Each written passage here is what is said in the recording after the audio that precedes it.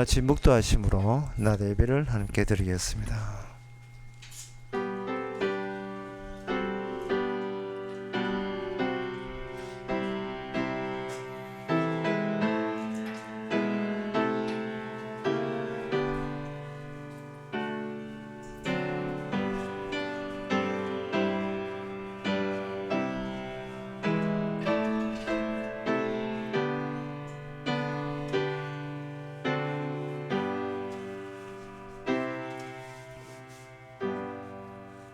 전능하사 천지를 만드신 하나님 아버지를 내가 믿사오며 그 외아들 우리 주 예수 그리스도를 믿사오니 이는 성령으로 잉태하사 동전 마리에 나시고 본디오 빌라도에게 고난을 받아사 십자가에 못 박혀 죽으시고 장사한 지 사흘 만에 죽은 자 가운데서 다시 살아나시 하늘로서 전능하신 하나님 우편에 앉아 계시다가 저로서 산자와 죽은 자를 심판하시리라. 성경을 믿사오며 거룩한 공예와 성도가 서로 소통하는 것과 죄를 사하여 주시는 것과 몸 대신 사는 것과 영원히 사는 것을 믿사옵나이다. 아멘. 나의 방패는 마음이 정직한 자를 구원하시는 하나님께 있도다. 하나님은 의로우신 재판장이시여 매일 분노하시는 하나님 예수다. 사람이 회개치 아니하면 저가 그 칼을 가르시며 그 활을 이미 당기어 예비하셨도다.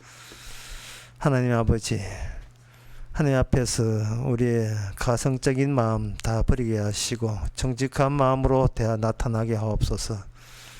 매일 분노하시는 하나님, 하지만 그 분노가 매일 사랑으로 전환되는 그 과정을 저희들이 지켜보게 하옵소서. 예수님 이름으로 기도옵나이다. 아멘. 교동문 22번입니다.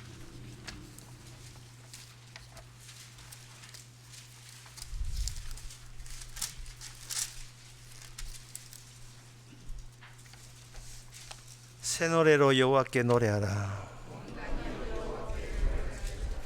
여호와께 노래하고 그 이름을 송축하며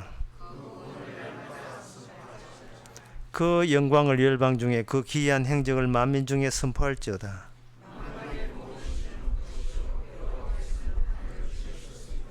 존귀와 위엄이 그 앞에 있으면 아름답고 거룩한 것으로 여호와께 경배할지어다.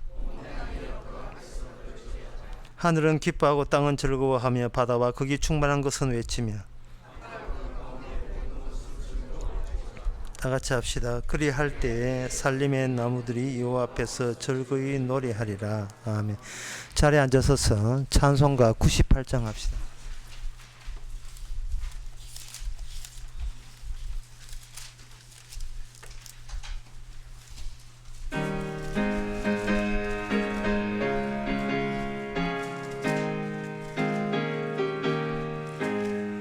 주 예수 내가 알기 전 날 먼저 사랑했네.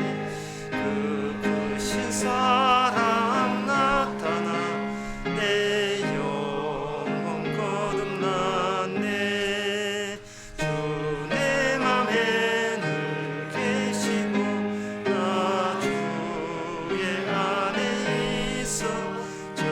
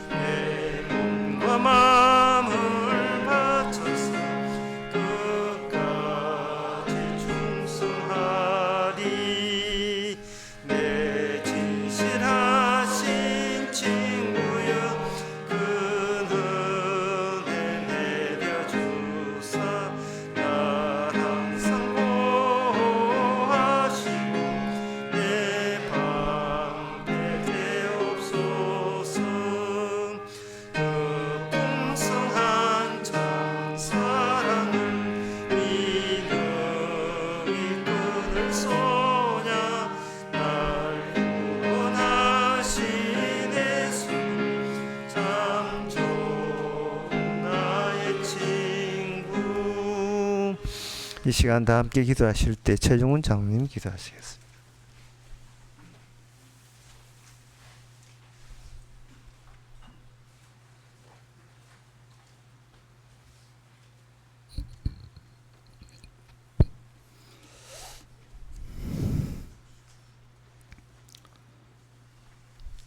우리가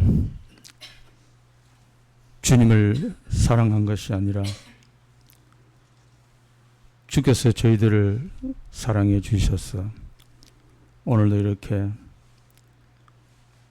복음이 선포되는, 진리가 선포되는 진리 선포의 장으로 저희의 뜻과는 아무런 관계없이 오로지 주님의 뜻에만 의해서 저희의 발걸음을 인도해 주셨음을 감사함을 드립니다. 그리하여 오늘도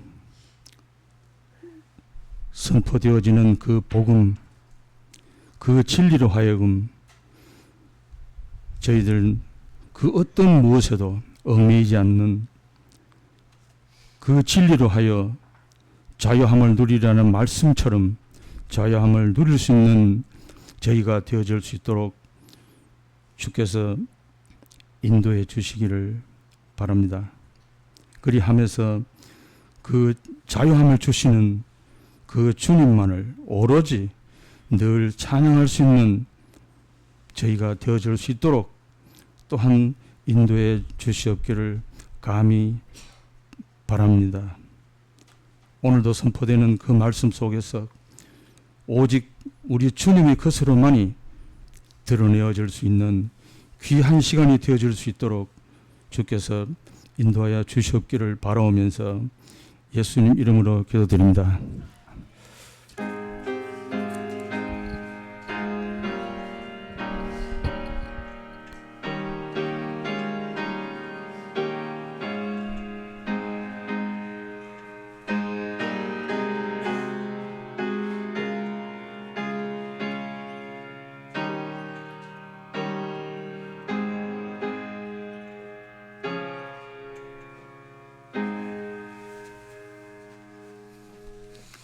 네, 광고 있습니까? 없으면 찬송가 442장 합시다.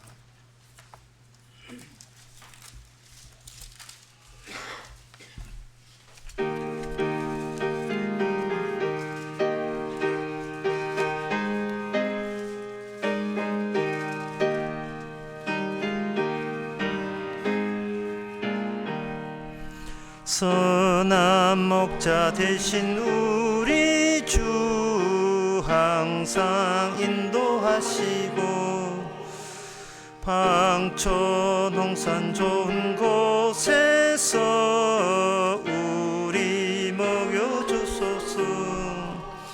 선한 목자 구세주여 항상 인도하소서. 선한 목자 구세주여 항상 인도하소서. 양의 문이 되신 울수여 우리 영접하시고 길을 잃은 양의 무리를 항상 인도하소서. 선한 목자 구세주여 기도 들어줍소서. 선한 목자 구세주여 기도 들어줍소서. 험이 많고 약한 우리도 용납하여 주시고 주의 넓고 크신 은혜로 자유 얻게 하셨네. 선한 목자 구세주여 지금 나아갑니다. 선한 목자 구세주여 지금 나아갑니다.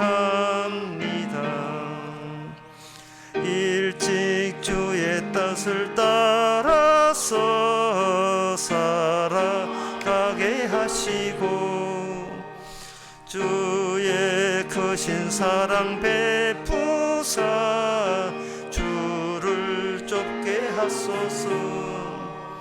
선한 목자 구세주여 진강 인도하소서. 연한 목자 구세주여 항상 인도하소서. 아멘. 하나님의 말씀은 데살로니가 후서 2장 15절에서 17절까지입니다. 이러므로 형제들아 굳게 서서 말로나 우리 편지로 가르침을 받은 유전을 지키라. 우리 주 예수 그리스도와 우리를 사랑하시고 영원한 위로와 좋은 소망을 은혜로 주신 하나님 우리 아버지께서 너의 마음을 위로하시고 모든 선한 일과 말에 굳게 하시기를 원하노라. 아멘.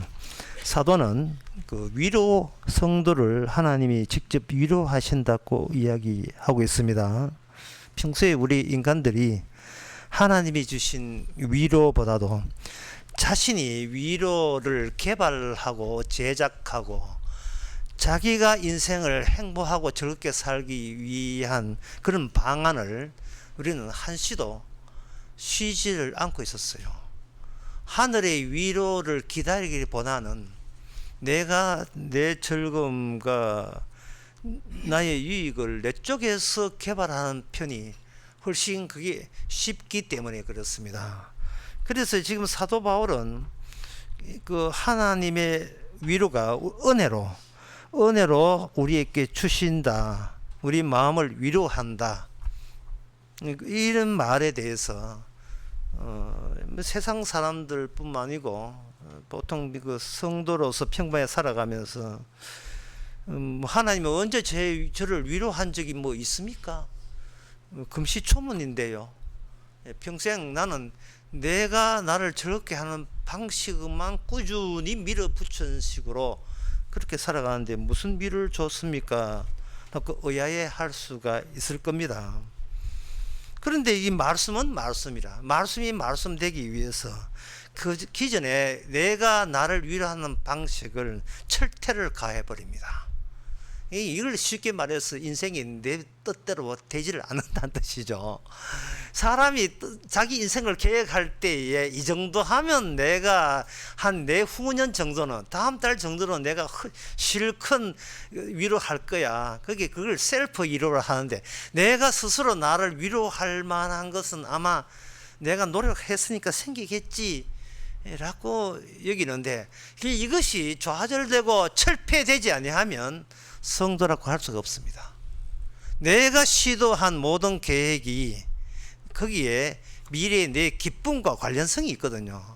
만약에 그것이 그대로 유지가 되고 살아있다면 하늘의 위로가 무슨 필요가 있습니까? 아무 필요 없지요.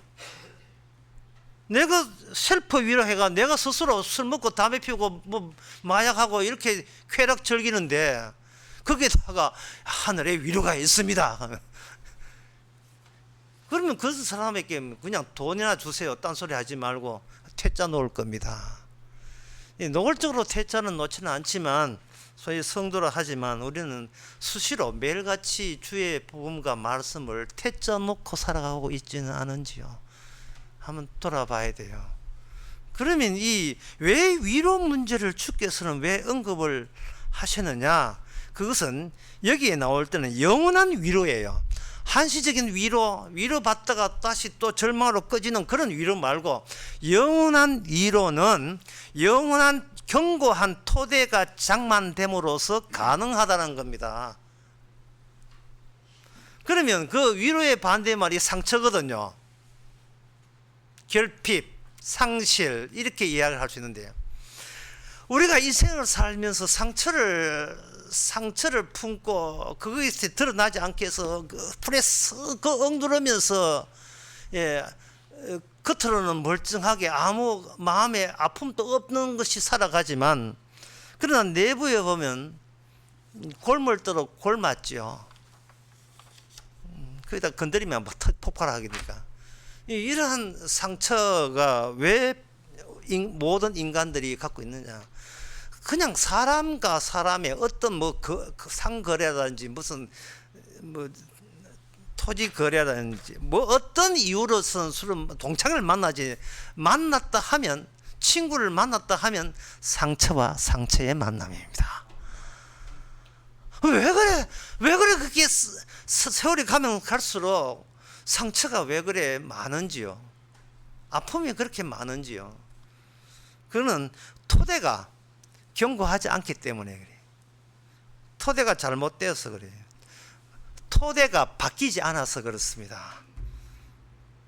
원인이 바뀌지 않으니까, 그것이 계속해서 상처로 남아버린 거예요. 원인만 이렇게 고치면 되거든요. 우리나라 어떤 초등학생한테 이런 질문이었어요.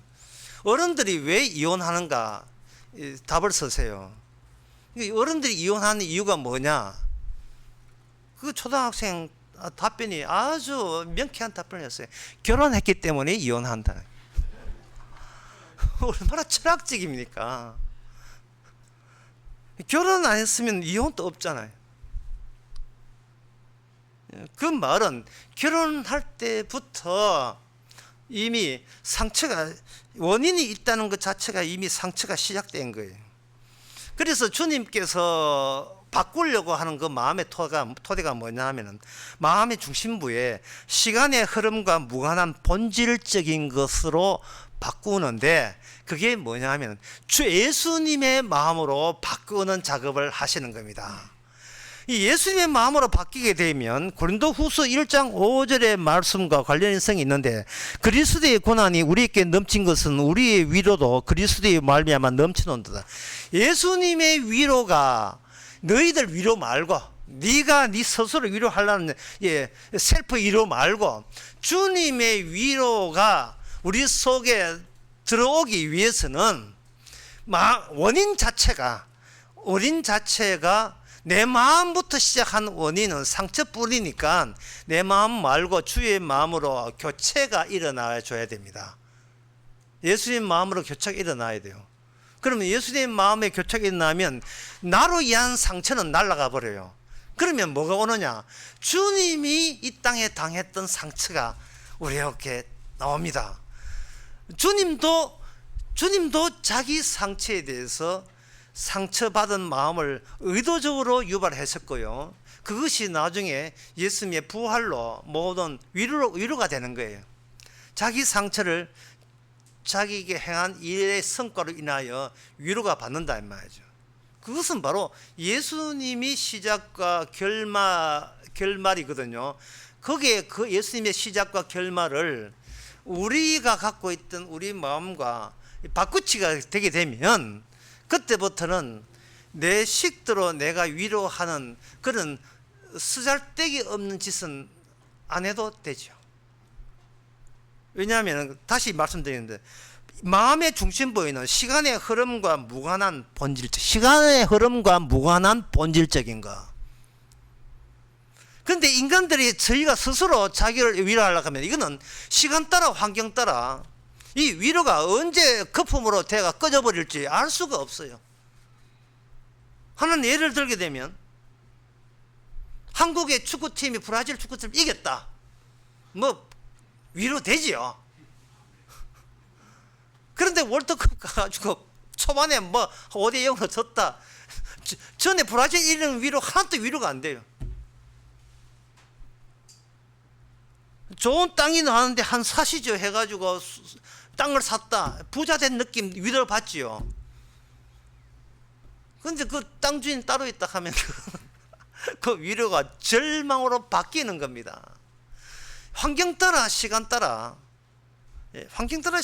이처럼 우리는 스스로 위로하는 것이 아슬아슬해요. 무슨 일이 털지를 모릅니다. 둘이 결혼해가지고 뭐 19만 대 집에 둘 다 19만 집에 총각 처녀 있다가 이제 단촐하게 둘만 사이에 얼마나 기분 좋습니까? 뭐 내 빼듯이 우리 서울 가서 우리끼리 살자 하고 위로했는데, 촌에서 야야 그 시동생 좀 그 취직한다고 하는 거 한 6개월만 봐도 이래 와버리면 둘이 단란하게 사는 거 다 깨집니다. 그러다가 또 저 시골에 있는 시아버지가 갑자기 아프다 해가지고 서울에 또 병원에 입원하러 와가지고 이렇게 또 걸치면 도대체 내가 사수하려는 나의 상처는 망가지죠. 인간의 마음에 왜 상처가 있는가? 그 예수님을 통해서 밝혀진 바에 의하면 이렇습니다. 인간의 상처가 있는 이유는 자기 의로움을 자기가 지키려고 하기 때문이다. 이것이 바로 복음을 통해서 비로소 드러난 우리의 시간에 무관하게 영원한 본질입니다. 나의 의로 모든 만사를 뚫고 해결하려고 하는 거예요. 선악책이죠. 하나님 저 착해요. 뭐 어쩌라고. 그러니까 내 뜻대로 기도한 대로 만사형통해야지요. 내 인생 풀려야지요. 잘 풀리는 집처럼 잘 풀리게 해줘. 저 착해요. 뭐 어쩌라고. 저 나쁜 사람 아닙니다. 어쩌라고. 저 어렵잖아요. 그래서 어쩌라고. 남이 나보고 욕하면 안 되지. 내 인생이 잘 풀려야죠. 내가 건강해야죠. 아프면 안 되죠. 내 자식 잘 돼야 되죠. 왜? 의로우니까. 내가 봐도 하자가 없으니까. 그 사람들이 누굴 죽이냐? 예수님을 죽였어요. 로마서 10장 3절에 보면 하나님의 의를 모르고 자기 의를 세우려고. 이 대목만 해도 주의 일은 명백합니다. 하나님의 예수님이 찾아오신 것은 그냥 진공 상태에 오시는 게 아니고 뭔가 노리고 들어왔는데 뭐를 노리느냐? 이 모든 인간이 각자 마음속에 각자가 살아오면서 구축한 자기 의로움과 정당함과 자기 잘남, 그걸 쉽게 하면 나의 나됨, 나의 자존감, 나에 대한 나의 무한한 팬심, 자기 격려, 이걸 노리고 들어옵니다. 주님이 노리기 전에 이미 누가 나의 의로움과 나의 잘남을 시비 거느냐 하면은 타인들이 시비를 걸어왔었어요. 그래서 모든 인간의 만남은 상처와 상처의 만남입니다. 교회 와서 교인과 교인, 집사님과 집사의 모든 만남, 목사와 집사의 만남이 상처와 상처의 만남이에요. 네가 교회까지 와서 네가 나를 끌라 뭐 이런 거. 말 한마디가 러시아 초고속 미사일같이 날아와서 내 마음에 박히죠. 그러면 우리는 아야하지요. 찢어집니다. 그런데 주의 뜻은 뭐냐 하면 찢어지라고 그런 타인을 우리에게 붙여주신 거예요. 찢어지라고, 아파라고. 모든 상처는 자기 잘난 맛 때문에 자기에 대한 무한한 자기 위로가 깨어질까봐 조바조바하는 가운데서 이게 상처가 되고, 그 상처를 꿰매기 위해서 다른 쾌락적인 요소라든지 다른 세상 즐거움을 기웃거리죠. 기웃거리고, 그 기웃거리면서 자기 뭐 취미 활동한다고 뭐 꽃꽂이하고 뭐 도시 낚시해 또 그 낚시하고 또 등산하고 이렇게 몸을 쳐보는 거예요. 자기 인생을 상처를 이렇게 완화하기 위해서 그걸 아이고 뭐 발음도 안 돼. 힐링 한다고 하는데 그 힐링 장소에서 타인이 또 건재하였어요. 거기서 또 상처받아요. 분명 3개월 끊고 10만 원 한다 해놓고 나중에 뭐 따져보니까 1개월 하고 난 뒤에 그 힐링 센터 문 닫아버리고 벌써 이거는 벌써 상처잖아요. 벌써 상처 받았잖아요. 왜 세상이 내 마음대로 안 됩니까? 자꾸 우리는 탄식하지요. 교회 다녀서 새 인간 되면 이 내 상처 회복해 줄 거죠? 예? 목적을 이끄는 사람 있잖아요. 목적 이끄는 사람. 하나님 잘 믿고 기도 열심히 하고 시킨 대로 하면 내 상처 아물게 해주실 거죠. 어릴 때 상처 트라우마 다 해소하게 해주실 거죠. 라고 이렇게 했는데 그것은 바로 오히려 주님의 그 하시는 일과 주님의 하는 일을 더욱더 모독하는 일이 됩니다. 그 마태복음 6장에 보면 이제 마음 문제, 이게 결국 이 위로가 마음 문제거든요. 영양제 주께서 더 주시고 뭐 에너지 더 주시는 게 아니에요. 주님께서 겨냥하는 것은 마음이에요. 마음 속에 상처를 유발하는 자기 의를 고수하고 있으면서 그런 식으로 셀프 위로, 스스로 위로하려고 하니까 주께서는 가만두지 않죠. 그래서 마태복음 6장 24절에 보면 이런 말씀이 있습니다. 한 사람이 두 주인을 섬기지 못한다. 이 마음 문제를 하나님께서 거론하는 거예요. 얼마나 신체가 튼튼하냐가 문제가 아니라 네 마음에 대해서 네 마음은 두 가지를 못하고 한 가지를 하는데 너는 지금 누굴 섬기는가? 너는 지금 너를 섬긴다는 거예요. 재물이라 하는 것은 내게 필요하지 남에게 필요한 게 아니잖아요. 하나님과 겸을 섬길 수 없다는 이 말은 부자 청년의 예를 들어서 보면 부자 청년은 하나님 앞에 영생 얻고자 하지만 기반 마음의 시간에 무관하게 본질적인 것은 뭐냐? 나는 나를 꾸준히 섬기고 포기하지 않겠다는 뜻이에요. 결국 지금까지 내린 결론은 간단해요. 인간이 자기 포기 못하면 그 어떤 남편을 만나고 어떤 아내를 만나고 어떤 국가, 어떤 가정, 어떤 직장, 어떤 교회를 택해도 그 사람은 남한테 상처를 주고 상처 준 한테 또 되돌려 받아서 지가 또 상처받았다고 난리고 마음이 안 바뀌지니까 그런 겁니다. 마음이 바뀔 수가 없어요.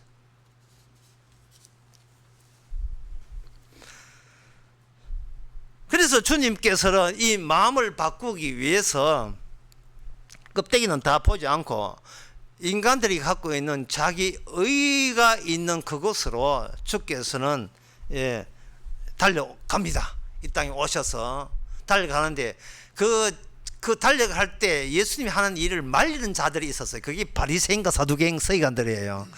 그 사람들의 하는 이야기를 들어보세요. 그 사람 하는 이야기는 이렇습니다. 인간의 마음은 그 사람들 하는 이야기예요. 인간의 마음은 그동안 하나님 앞에 죄를 지어가지고 벌을 받아서 하나님 앞에 마음이 괴롭다. 따라서 하나님께서 율법을 주신 것은 이 율법을 네 선에서 네가 곤척하면 곤척할 그 함량만큼 분량만큼 너는 하나님의 사랑과 위로를 받는다. 복을 받는다. 이게 바로 예수님을 죽였던 사도개인과 바리새인과 서기관들. 거기다가 더 보탭시다. 오늘날 성당과 오늘날 교회 거기다 추가해야 돼요.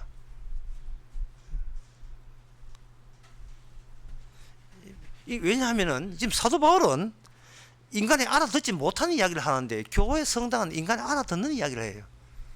알아듣는다는 말은 평소에 내 상처 안 건드리고 치료해 줄 거죠. 뭐 이런 식으로 벌써 교회에게 요구하는 바가 있어요. 본인이 죄인이라 하는 것은 그거 믿지 마세요. 거짓말입니다. 나는 죄인이다. 인간은 자기가 죄인이라 하는 것은 이미 죄라고 고백한 그것을 의로 간주하기 때문에 그건 순수한 죄이라는 그 인정이 아닙니다. 자기 의는 따로 챙겨놓고 죄인이라는 고백으로 자기 의를 키우려고 하는 그런 심리적 수법 외치는 하지 않죠. 바리새인들이 그거 잘했어요. 늘 금식하고 고난받고 부족하다 뭐 이런 거 있잖아요. 그 바리새인들이 다 했던 겁니다. 정작 주님께 칭찬받은 그 죄인 세리는 그렇지 않았어요. 나는 그냥 내 식대로 살아왔습니다. 이 자체가 주님 보시기에 말도 안 되는 죄 맞지요. 이렇게 나온 거예요. 뭘 지가 떠들곤치고 뭐 바꾸고 새 사람 되고 그런 거 없습니다. 그냥 살던 대로 살아도 거기 넉넉하게 죄가 되는 거예요. 굳이 죄 짓지 마세요.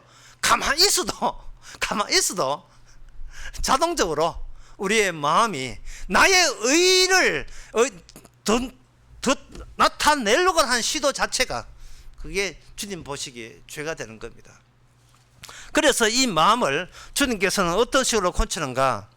그 요한계시록의 7장 14절에 보면 이런 말씀 나옵니다. 고치는 방법은 예수님 그 인간에게 손 안 대지 않아요. 가면서 내가 알아서 할게. 그러니까 예수님은 계속 세상 사람들 상처를 받고 핍박을 받죠. 하지만 꾸준히 자기 영혼이 시간과 무관한 영원한 한 번 박혔다 하면 영원히 변하지 않는 영원한 위로의 토대가 되는 것을 주님께서 하셨는데 그게 뭐냐? 십자가와 부활입니다. 그러면 십자가부터 먼저 알면 되죠. 십자가 알고 부활을 하시면 됩니다. 십자가 뭐냐? 요한계시 7장 14절. 내가 일어나 내 주여 당신은 알리다 하니 내가 너더러 이는 장로 13절에 보면 장로 중 하나가 천국에 이미 간 장로 중 하나가 흰옷 입은 사람들에게 너 누구며 어디서 왔느냐 이렇게 물으니까 그거는 주님이 아시지 않습니까? 큰 환난에서 나온 자들인데 그 다음에 어린 양의 피에 그 옷을 씻어 희게 하였나니라. 어린 양의 피. 자, 십자가가 뭐냐 하면은 네가 이 땅에서 어떤 일을 했든 간에 나 안 받는다. 그게 십자가입니다. 네가 어떤 일을 해도 헌금, 기도, 뭐 예배, 참 뭐 어떤 일을 하고 나쁜 일을 하든 좋은 일을 하든 어떤 일을 해도 거기에 대해서 나는 일체 받지 않는다. 나는 내가 흘린 피만 내가 받는다. 그게 십자가입니다. 많이 위로가 되십니까? 예. 어떻게 우리의 잘난 나의 열을 가지고 거기다가 나의 노력을 보태 가지고 멋있는 나의 모습을 갖추는 거 이거 안 받습니다. 왜 인간은 주님의 것을 안 받느냐 하면은 인간이 아무리 하나님을 믿고 해도 자기 것이 있는 한 그 자기 상처는 외부에서 생기기 마련이에요. 창세기 37장에 보면 야곱이라는 사람이 나오는데 야곱도 우리하고 별반 다르지 않습니다. 똑같습니다. 37장 35절에 보면 그 모든 자녀가 위로하되 그가 위로를 받지 아니하여 가로되 내가 슬피하며 음부에 내려 아들에게로 가리라. 이게 야곱이 모든 인간의 위로를 다 거절했습니다. 그리고 슬퍼서 자기가 진짜 자살하고 싶은 충동에 이르렀습니다. 그 이유가 뭐냐 하면은 자기 사랑하는 아들이 12명 되잖아요. 그 중에서 사랑하는 아들은 하나밖에 없어요. 요셉밖에 없어요. 그 요셉이 죽었다는 소식을 들었기 때문에. 그 야곱한테는 요셉은 죽었어요. 그리고 살 의욕도 없고 살 이유도 없었습니다. 평소에 그 야곱이 요셉과 다른 형제들이 자식들이 살아있을 때에 물론 좀 티나게 사랑하기는 했지만 자기 자신에 대해서 자식에 대해서 퍼주는 것만 생각했지 내가 과연 진정 누구냐에 대해서는 알 기회가 없었어요. 나는 하나님의 복을 알고 하나님께서 지만큼 인도했고 하나님이 사랑하셔서 은혜 주셔서 지금 우리 가족이 잘 살고 있다. 이 점에 대해서는 본인이 본인을 그걸 의심해 본 적이 없습니다. 왜냐? 워낙 본인 보기에 믿음이 좋으니까요. 은혜 알지요. 하나님의 다 함께 하신 체험 다 있지요. 뭐 내가 신앙인이 이라는 점에 대해서 하자 되는 그 요소가 일체 본인은 못 느낍니다. 일체 없어요. 그걸 있다는 걸 느끼지를 못합니다. 이만하면 신앙인이지 나보다 신앙이 있으면 나와보라 그래야 할 정도로 신앙이었습니다. 그런데 환경이 사람의 본색을 드러낸다고. 환경이 막상 자기가 아들, 그것도 별로 여기는 아들 말고 진짜 사랑하는 아들을 하나님께서 데려가서 죽여버렸을 때에 야곱은 그냥 기절할 정도였습니다. 나 더 이상 내가 살 이유가 날아가 버린 거예요. 내한테 위로하지 마라. 금방지게 네가 내 마음을 알아. 내 아픔을 아냐 이 말이죠.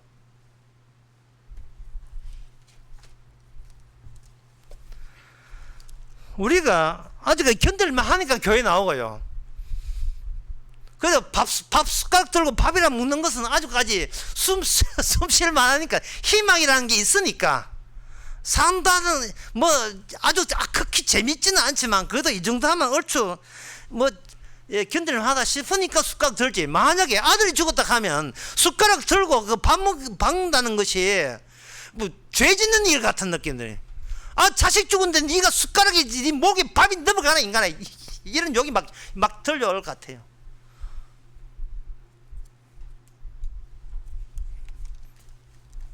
상처라 하는 것은 이처럼 난데없이 우리의 본질에게 훅 들어오는 거예요. 훅. 아픔이라는 게 훅 들어온다고요. 그와 동시에 그동안 내가 나를 위로하려고 만들었던 나의 세계가 한꺼번에 하나님에 의해서 다 무너집니다. 이제는 네 방식으로 너를 위로할 생각은 하지 마라. 더 나아가서 네가 과연 위로받을 자인지를 네가 의심해봐라. 네가 뭐 했다고 하나님이 너를 위로해야 돼. 네가 뭐 했다고 하나님이 너를 안 아파야 되는 대상으로 봐야 돼. 네가 뭔데? 말로는 아무것도 아니다 해놓고는 실제로 어떤 일이 터져버리면 우리가 하나님을 욕하게 되어 있습니다. 그래서 하나님이 타락했다는 것은 인간의 신을 타락하게 만들어버렸어요. 나의 나됨이 모든 게 무너지면 그 다음부터 나의 가족, 국가, 나의 교회, 천국 이거 다 무너져야 돼. 왜? 나의 잘남을 증명하기 위해서 내가 조작해서 만드는 상상의 세계 그거 다 무너져야 돼요. 마치 뭐와 같으냐? 울산의 산불 난 현장 같아. 아름다운 20년, 30년 추억, 40년, 50년 추억이 있었는데 산불 나고 난 뒤에 까만 재만 손에 쥐는 게 이게 인생이 아무것도 아니었던 한 줌의 죄였던 거예요. 뭐 울어야 될 가치도 없고 울어야 될 자격도 없어요. 권리도 없어요. 그런데 야곱은 울고 있습니다. 뿐만 아닙니다. 마태복음 8장 22절에 보면 이런 말씀이 있습니다. 제자 중에 하나가 가로되 주여 나로 먼저 가서 내 부친을 장사하게 허락하옵소서. 예수께서 가로사대 죽은 자들로 저희 죽은 자를 장사하게 하고 너는 나를 쫓아라.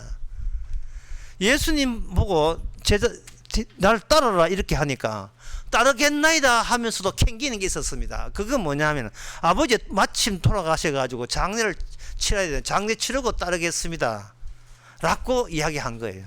그때 예수님의 말씀이 얼마나 섭섭하고 아프게 다가오겠습니까?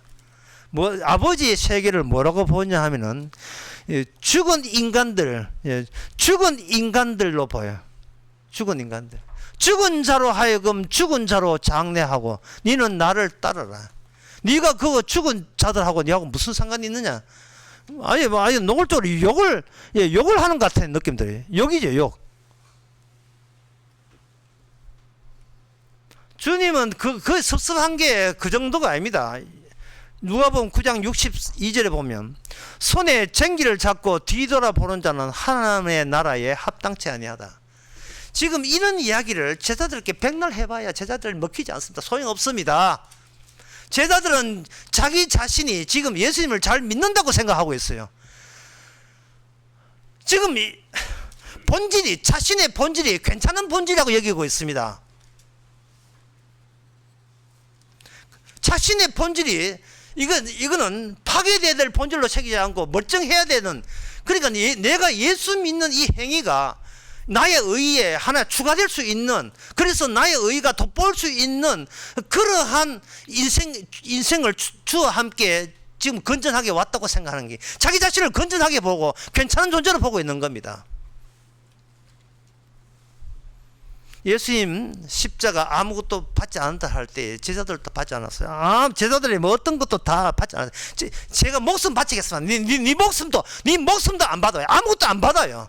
그냥 예수님께서 다시 말해서 이 제자들의 피 안 받습니다. 이 제자들의 희생 안 받습니다. 제자들의 목숨도 안 받아요. 아무것도 안 받습니다.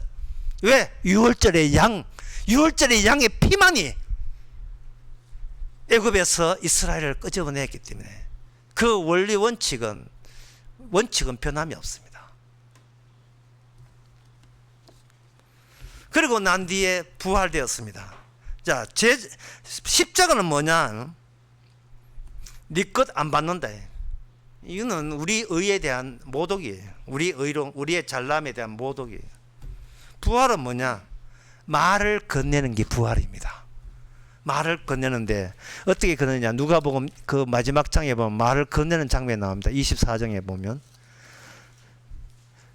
두 사람의 제자가 서로 그 제자 이름 하나는 글로바라 이름이 나와 있어요. 두 사람의 제자가 예루살렘을 떠나서 엠마로 내려갑니다. 파장이죠. 이제 예수님 죽었으니까 뭐 끝났다 이거죠. 그러나 여기 14절에 보면 저 모든 예 서로 이야기하더라. 저희가 가서 15절에 이야기하며 문의할 때 예수께 그 가까이 이르러 저희와 동행하시나 저희의 눈이 가리워져서 그인 줄 알아보지 못하여거늘. 이게 대단히 중요합니다. 부활은 뭐냐? 주님 쪽에서 우리에게 말을 건네는 것이 부활입니다. 말을 건네버리면 말을 건냄을 받은 그 사람은요, 지금껏 자기가 살았던 아는 사람들은 한테 다 모르는 사람이 되고 말아요. 이 너무 신기한 일이에요. 부활은 신기한 일인데요. 어떤 점에서 신기하냐 하면은 평소에 서로 알던 사이인데 그쪽에서 예수님의 말에 건냄을 받은 나를 그쪽에서 갑자기 이해를 못하고 있는 거예요. 생판 딴 사람처럼 느낌을 예수님의 말에 건nem을 받은 사람이 받게 하는 겁니다. 성도가 그런 느낌을 받는 거예요. 전혀 딴 사람이 되어버린 거예요. 그거는 왜냐하면 소속이 달라졌기 때문에 그렇습니다. 인생이라 하는 것은 하나 1차원 선으로 보게 되면 어제 하는 일을 열심히 하듯이 오늘 어제 한 것처럼 오늘 또 열심히 살고 그러면 내일 또 열심히 살고, 이거는 마치 개미가 하나의 선 위를 지나간 것처럼 1차원적이거든요. 1차원적 하나의 선으로 간다 이 말이죠. 선에 갈 때는 그 선은 넘어지면 비틀거리고 넘어지면 큰일 나는 거죠. 낙떨어지 떨어지면 안 되니까 조심스럽게 자기가 설계한 1차원적 선을 가는데, 이게 소속이 되어버리면 이게 새로운 차원에 대해서 이게 하나의 공간이 돼요. 하나의 그 넓은 공간에 소속이 되기 때문에 그가 미국에 있든 뭐 카나다에 있든 어디에 있든 뭐 일본에 있든 어디에 있든 그 어디에서 무엇을 하든지 간에 그 소속 안에 속한 멤버가 되어가지고 무슨 짓을 해도, 어떤 실수를 하고 실패를 해도 전혀 거기에 대해서 아무런 문제를 달지 않는 그런 세계에 쑥 들어가 버립니다. 전에는 내 인생을 내 행함으로 책임져야 될 인생인데, 이쪽은 소속이 책임져요. 이 부활의 세계가 그게 죄 용서죠. 죄 용서함이 얼마나 대단한 위력과 능력을 보여준 것을 보여주기 위해서 예수님이 죄 용서하심이 십자가 피가 얼마나 효과가 대단한지를 보여주기 위해서 예수님께서는 말을 건냄으로써 그 부활 영역 바깥에 있는 자를 자신의 예수님의 자기의 부활 세계로 말 건냄을 통해서 끌어당겨 버리는 겁니다. 그게 바로 성령 안에서의 지난 시간에 자유가 되는 거죠. 자유. 이거 뭐래? 이런 거죠. 이거 뭐래?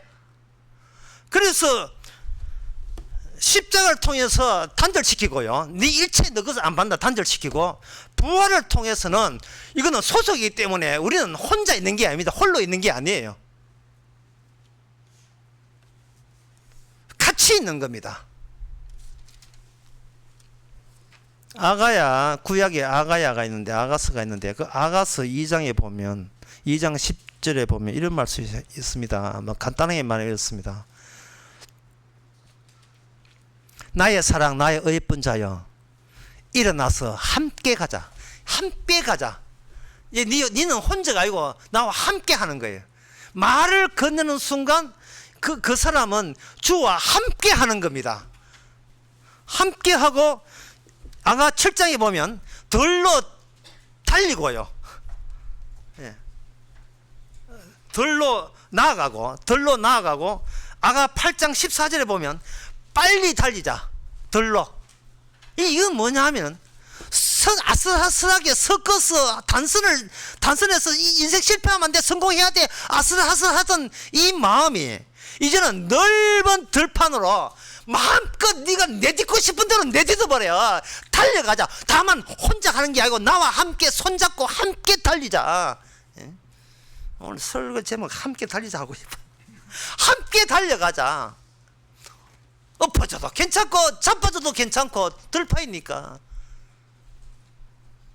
이게 바로 유명한, 예, 니 잡으면 죽는다는 경상도 방식에 니 잡히면 죽는다 하고 날 잡아봐라, 이 유명한 날 잡아봐라 게임이에요.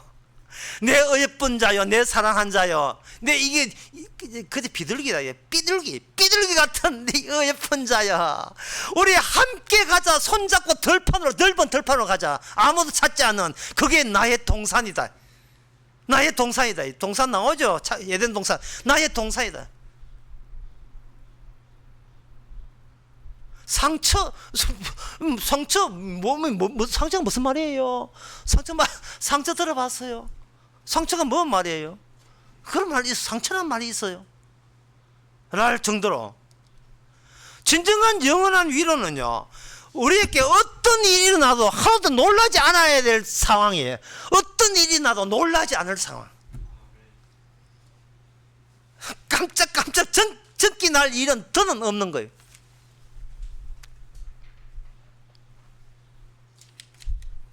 이러한 세계를 하박국 3장 17절 18절에서는 이렇게 소개하고 있습니다. 비록 무화과나무가 무성치 못하며 포도나무에 열매가 없으며 감람나무에 소출이 없으며 밭에 식물이 없으며 우리의 양이 없으며 외양간에 소가 없을지라도 나는 여호와를 인하여 즐거워하며 나의 구원의 하나님을 기뻐하라. 이 말씀인데 제가 이 말씀을 이렇게 한번 바꾸겠습니다. 17절을 비록 무화과나무에 무성치 못해도 상처가 아니며 포도나무에 열매가 없어도 상처가 아니며, 예, 장로님 잘 들으셔야 돼요. 감람나무에 예, 소출이 없어도 상처가 아니며 밭에 식물이 없어도 상처가 아니며 우리의 양이 없어도 상처가 아니며 외양간에 소가 없을지라도 상처가 아닌 이유는 나의 새로운 소속에 들어왔기 때문에 주께서 말을 건네준 거예요. 이 제자, 예수님의 떠났던 이 제자는 저들끼리만 대화했어요. 저들끼리만 대화했지 저끼리 서로 상처 주고받고 대화한 거예요. 이게 바로 부활의 영이 없는 세상 사람들의 사는 방식입니다. 하도 위로가 안 되니까 저끼리 위로하면서 주고받는데 거기에 제3자인 예수님이 끼어들어서 말을 건네는 겁니다. 너에게 너에게 일어난 일이 너의 일뿐만 아니라는 겁니다. 이 세상에 하나님의 아들 예수님에게도 일이 일어났는데 어떻게 너는 네 인생 1차원적인 노선에서 일어난 너의 일에만 온통 거기다가 몽땅 정신을 다 팔았느냐. 그게 바로 너의 의를 못 놓는 이유잖아. 이런 뜻이에요.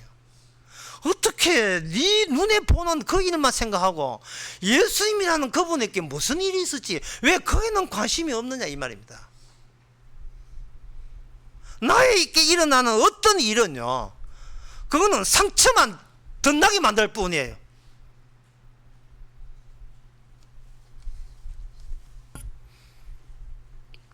그래서 이 나의 상처 나중에 따져보면 그것도 주의 의도한 작전이에요. 계략이었습니다. 나의 상처를 끝까지 밀어붙여서 더는 내가 나를 위로한 방식은 전혀 nothing, 아무도 없게 만들어버려요. 아무도 없게 만들어버려요. 옷도 이쁘게 한번 바꿔봤다가 치중해도 그게 위로가 될 수가 없어요. 아무것도 없게 만들어버려요. 그렇게 해놓고 그 다음에 뭐냐면 나의 의는 더 이상 믿을 만하고 지킬 만한 대상이 아니다. 나의 의는 내가 그동안 내가 말로는 하나님 성이다 하는데 이게 전부 다 구라였구나. 내가 생각해도 구라였다. 우리한테는 일절 믿음이 없습니다. 아니, 우리한테 믿음을 허락한 적이 없어요. 주께서는 믿음을 허락하지 않습니다. 왜냐하면 인간을 믿음을 줘버리면 자기 믿음으로 자기를 위로하려는 그런 수작을 벌이기 때문에 주께서 믿음 주지 않습니다. 주께서 주시는 것은 믿음은 제가 광주강에서 그런 거 했지만 믿음이 아니고 순종하는 거예요. 네가 지나온 모든 네 인생이 이거는 네가 유발한 것이 아니고 내가 의도적으로 유발한 사태다. 너는 결혼하면서 위로받고 하려고 결혼했고, 취직하는 것도 위로하려고 했고, 네가 성공하겠다는 건 스스로 셀프 위로고, 네가 주식에 투자한 것도 스스로 위로받으려고 한 거죠. 친구 사귀는 것도 그렇고, 아들 놓으려고 애쓰고 딸 놓으려고 애쓰고 자식 놓는 것도 마찬가지고. 이걸 가지고 갇혀버린 세상이에요. 인간은 즉 말을 외부에서 건네주기 전까지는 인간은 갇혀버린 거예요. 그 갇혀버린 사람 중에 제일 오야보이가 누구냐 하면 느부갓네살이라고 성경에 나와 있습니다. 왜? 그게 왜 오야보이냐 하면은 그 하나님의 택한 이스라엘 백성마저 점령을 했기 때문에 오야봉이에요. 그것도 왜 거기 대장이냐 하면은 두 번 다시 바벨론 같은 바벨론이 등장하지 않아요. 바벨론의 확장으로서 세상 끝까지 가버립니다. 근심상의 마지막 부분은 그 금은의 노철 진흙과 철의 혼합체, 이 하나의 그 금신상이 단일체라는 것이에요. 단일체. 인간은 단일 세계에서 어떤 인간이 구상을 해도 똑같은 세계를 똑같이 복사하는 것 뿐이지 새로운 세계는 인간에게는 없습니다. 왜? 닫혀서 빠져나올 수가 없기 때문에 그렇습니다. 주님은 그걸 아십니다. 누가복음 13장 35절에서 그 점을 이렇게 언급하고 있습니다. 25절, 13장 25절에 보면요.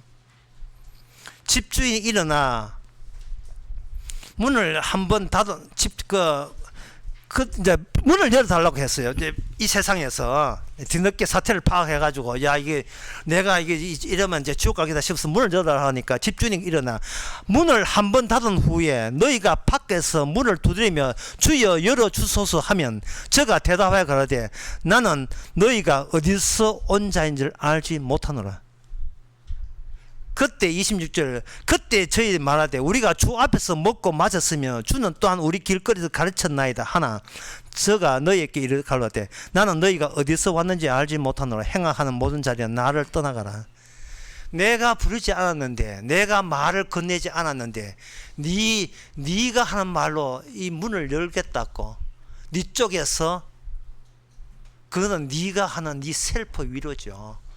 천국이나 구원이나 받아가지고 스스로 자기 인생을 멋지게 마지막 마이웨이 마지막 끝을 멋지게 빰빠밤 장식하려고 어림도 없어요.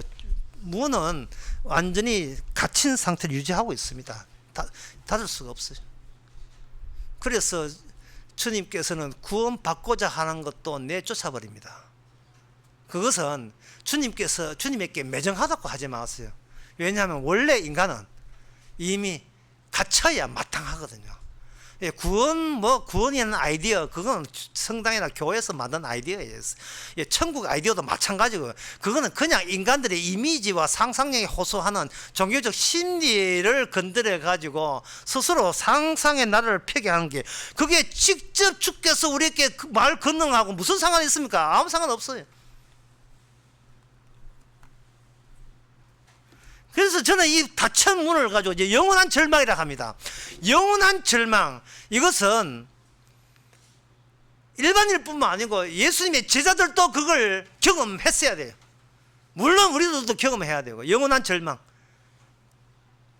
40년 50년 믿었는데 그게 믿음이 아니었던 겁니다. 아니었어요. 광주 강의에 그런 예를 들었거든요. 지갑을 열고 믿음이 있는가 보니까 어느 날 보니까 본인이 알아요. 내가 믿음이 바람처럼 휙 빠져나오고 전혀 지금 믿음은 잔액이 앵꼬 나가지고 믿음이 제로가 된다는 사실. 그런데 놀라운 사실은 믿음이 없어야 비로소 주의 일이 보이기 시작한다는 거예요. 왜냐하면 믿음이 없다는 것은 자기가 지옥 가야 마땅함이고, 이거는 나의 의가 맥히지 않는다는 사실을 이제서 정신 차리는 거예요. 나의 의로움과 나의 거룩함이, 나의 신앙생활이 전혀 먹히지 않는 거예요.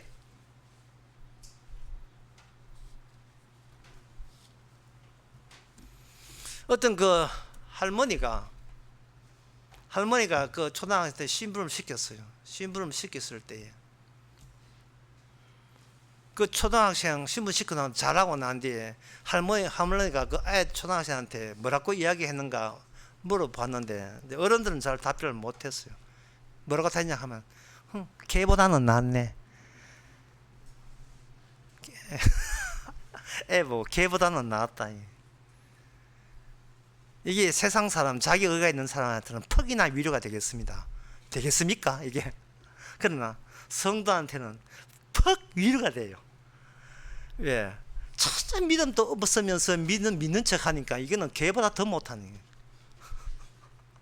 세상에 나가서 지자랑하고 자기 의를 지키기 위해 극구하면서도 주의 의를 거론하고 복음을 거론한 이 위선자로 사는 거, 이거는 걔보다 더 못한 거예요. 그런데 노골적으로 나는 주께서 말해, 나는 네한테 은혜 줄 생각도 없어. 나는 내 아들한테 잃어버린 자녀한테 주지, 네 걔한테 안 줘. 이렇게 하니까 그 여인이 맞습니다. 제가 걔잖아요. 걔인데 그래도 아들에게 흘려진 그 짜투리라도 있으면 아이고 고맙습니다 하고 걔가 얼마나 반기겠습니까? 저 반기는 걔 될래요. 짜투리라도. 나 인간 안 될래. 나 인간은 취급 안 해줘도 괜찮아요. 개라도, 주님 짜투리라도 얻어먹는 개라면 그걸로 충분합니다. 바로 이것이 주님의 십자가 부활의 절차를 둔 이유예요. 십자가 부활을 왜 처음부터 이렇게 말 건네지 않냐? 십자가를 먼저 언급하고 부활을 건네는 이유가 뭐냐? 그것이 에스겔 5장 1절에 보면 나옵니다. 에스겔 5장 1절에 보면, 5장 모세 1절이 아니고 5장 13절에 보면, 이와 같이 내 노를 다한 자 그들을 향한 분이 풀려서 내 마음이 시원하리라. 하나님께서 자기 백성 이스라엘에게 온 저주란 저주를 다 풀어놓고 하시는 말씀이 이제서 내가 속이 후련하다는 거예요. 그 이유는 있어요. 창세기 1장 31절에 보면 하나님 보기에 심히 좋았더라. 하나님이 천지를 창조해놓고 마음에 만족스러워야 되거든요. 거기 흠이 있으면 주님의 속이 시원하지 않아요. 마땅히 저주와 심판을 가해서 그들을 하여금 일체 그들 쪽에서 그들의 자기 의와 잘남과 거룩으로 천국 돌아가는 것을 철저하게 차단하고 오히려 그것을 저주해야 주님이 속이 시원한 겁니다. 이게 원래 하나님의 뜻이에요. 그러면 그 십자가와 부활을 통해서 우리에게 주어지는 건 뭐냐? 이겁니다. 내가 너의 의 말고 나의 의, 십자가에 다 이룬 나의 율법을 다 이룬 나의 의로 너를 영장적 주고 뭐 돈 몇 푼 벌어준 게 아니고 너의 무덤에서 나를 끄집어내겠다는 거예요. 이게 바로 마르다 오빠한테 마리아 오빠한테 한 거예요. 마르다야 나오너라. 그러니까 나온 사람들은 뒤돌아보면 뭘 봐야 돼요? 자기의 무덤이 발견돼야 돼요. 내 의를 가지고 잘난 체 하는 게 이게 나의 무덤 속에서 갇힌 채 노닥거리고 있었던 겁니다. 이게 세상 자체가 거대한 무덤이에요. 그 무덤에 윤석열 있고 한동훈이 있습니다. 그 무덤에. 그 무덤 운영한다고. 무덤 한 구석에서 지금 러시아가 우크라이나하고 지금 전쟁하고 있고요. 전체가 무덤이에요, 지금. 무덤이 6월 1일 날 좀 브라질하고 또 우리나라 축구한다고 무덤 한 구석에서 지금 축구한다고 하고 있어요. 10일달에 월드컵 한다고 또 무덤에서 또 스스로 위로해야 될 거 아닙니까? 뭐 낙이 있습니까? 월드컵이라도 해야죠.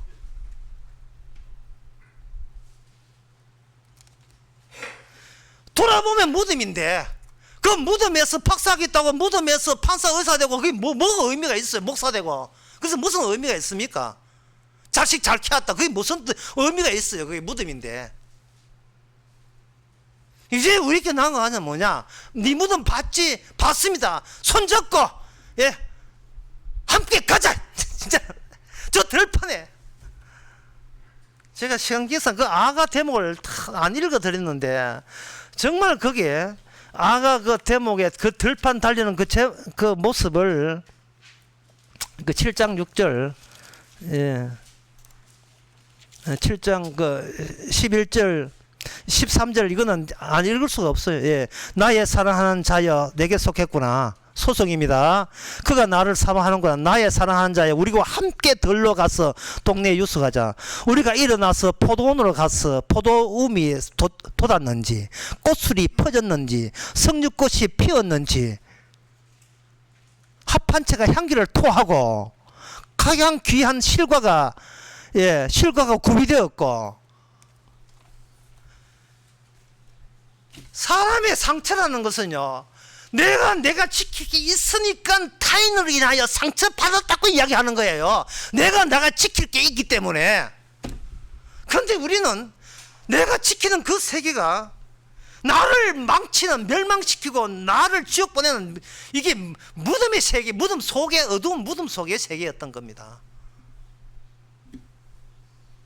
거기서 셀프 위로하고 그래서 무슨 상실을 느끼고 결핍을 느끼고 맨날 찾아다니는 게 힐링 어디 힐링 모임 없나? 필라테스 뭐 힐링 모임 없나? 상처받아서 먹다 보니까 또 육신이 이번에 폭발할 게 아랫배가 튀어나오고 그 때문에 상처받아 더 먹고 갑자기 또 살찌는 사람 가만히 있다가 또 요도목이 되는데 성경에 노아를 한번 봅시다. 노아가 배를 타고 이제 물에 잠긴 온 세상을 이거 방주 타고 누비고 있잖아요. 누비고 있을 때 노아가 무슨 상실감을 느끼고 무슨 결핍감을 느끼겠습니까? 아빠 저 우리 부동산 사놨는 거 물에 잠겼어. 괜찮아 아빠 저거 대구원에 저금한 거 다 날렸어. 괜찮아 대구원에 물에 잠겼어 지금. 예? 아빠 전에 그 시험 칠 때 대학 두 번 다 떨어진 대학 그 대학 저 물에 잠겨 있어. 가족, 국가, 교회, 천국 이 모든 것 이거는 우리의 의가 자아낸 조작된 위작된 허구의 세계입니다. 예. 거기서 더는 눈에 보이는 이 세상에서 살지 않습니다. 이 세상은 죽음의 세계에 살지 않는데 여기에 우리가 지금 출장 나온 거예요. 잠시 파견 나온 겁니다. 왜? 주님이 어떤 길로 어떤 고생하면서 이걸 통과했는지 따라서 우리는 주님의 말을 건네므로 말미암아 도저히 다른 세계에 있다는 사실, 부활의 세계가 엄연히 있고 내가 살아있는 것이 아니고 오히려 주님이 더 확실하게 살아있다는 걸 느낄 때 그때 우리에게 나온 노래는 이 세상 노래가 아닙니다. 새 노래라고, 새 노래. 그래서 위로할 때 나타나는 현상은 노래입니다. 기쁨의 노래죠. 요한계시록 14장 3절에서 4절에 보면 저희가 보좌와 내 생물과 장로들 앞에서 새 노래를 부르는, 새 노래입니다. 세상에서 부를 수 없는 노래, 새 노래를 부르니 땅에서 구속함을 받은 13만 3천밖에 능히 이 노래 부를 자가 없더라. 이 사람들은 예수님이 가는 대로 졸졸 따라다니는 사람이에요. 그리고 요한계시록 4장 11절은 여러분 아시다시피 자기의 멸류관도 반납해버려요. 노아가 방주 타고 노래 부르듯이 물에 잠긴 사람들을 보고 새 노래를 부르는 거예요. 이거는 세상 사람들이 부를 수 없는 노래. 그러니까 이거는 가스펠son을 부릅니까? 아니에요. 찬송가 아닙니다. 그러면 들었다는 알겠죠. 왜 들었다고 왜 안 되죠? 그러니까 이 어떤 형식과 어떤 가락이 중요한 것이 아니고 지금 내 이 삶이 홀로 내가 혼자 내가 단선으로 서커스 하듯이 가는 인생이 아니라 넓은 어떤 것도 어떤 짓거리도 어떤 것도 더는 그는 우리에게 책임을 묻지 않는 어떤 놀랄 만한 일이 없지요. 갑자기 설교한테 꽝 하고 노래 사회 나와도 지난 5호 설교 때 그랬다는 거예요. 난 못 봤는데 유튜브 본 사람들 뭐 오늘 또 그러더라도 놀라지 맙시다. 나에게 일어나는 일은 그냥 주께서 일어나는 일로 그냥 수응하면 돼요. 그 수응하는 거 그것이 바로 믿음입니다. 어떤 사람이기에 파도가 잠잠하느냐.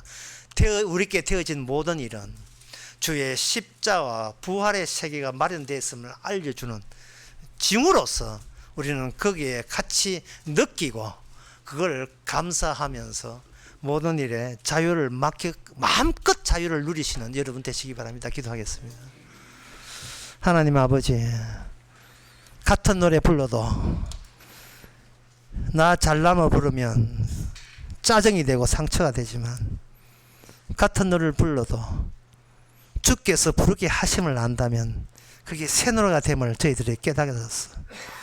홀로 살아가는 것이 아니고 사랑하는 남편 대신 주님이 손잡고 모든 아름다운 것들을 마련해 주신 것으로 데리고 다니시는 그 광경에 이미 소속되어 있고 들어와 있음을 찬양케 하는 저희들 되게 하옵소서. 예수님 이름으로 기도합니다. 아멘. 다 같이 일어나셔서 448장 합시다.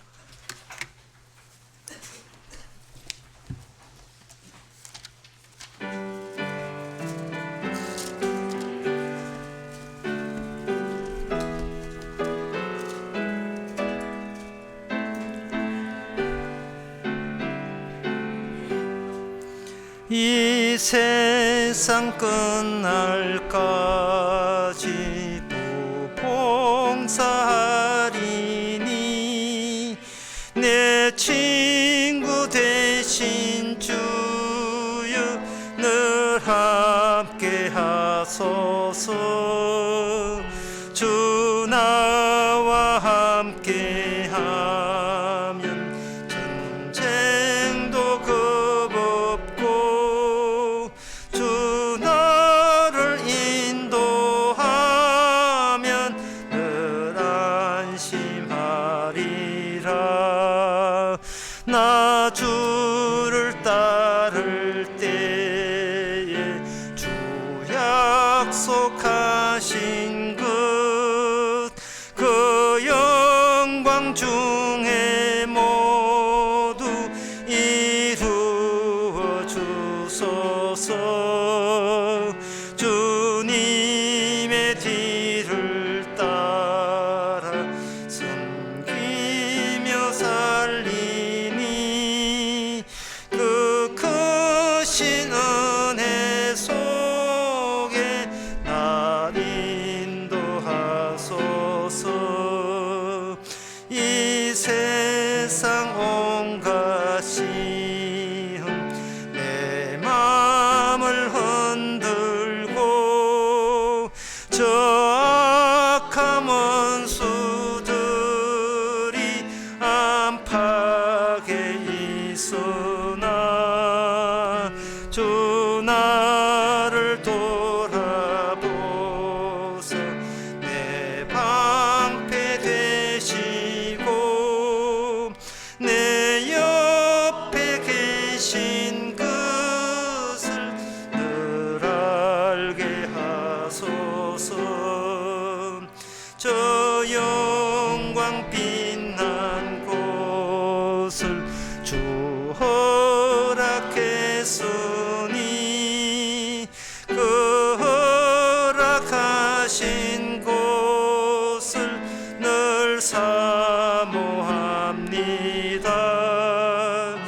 끝까지 쉬지 않고 주 따라가리니 주 넓은 사랑 안에 늘 인도하소서. 아멘. 기도합시다. 지금은 우리 주 예수 그리스도 은혜와 하나님의 크신 사랑과 성령의 충만하심이 예수님의 부활의 날에 허락하심을 감사하는 모든 성도에게 함께 있을지어다. 아멘.